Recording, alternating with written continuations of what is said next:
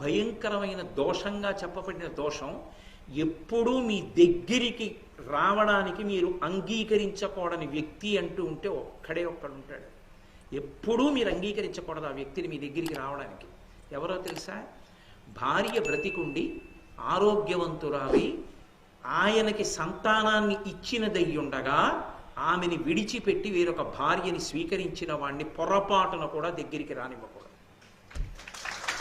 వేరొక భార్యని స్వీకరించడం కాదు, ఒక్కసారి ఆమెని వదిలి పరస్త్రీ సంగమాన్ని పొందితే అటువంటి వాడికి శాస్త్రంలో ప్రాయశ్చిత్తం ఏమిటో తెలుసా? మీతో యథార్థం మనవి చేస్తున్నా.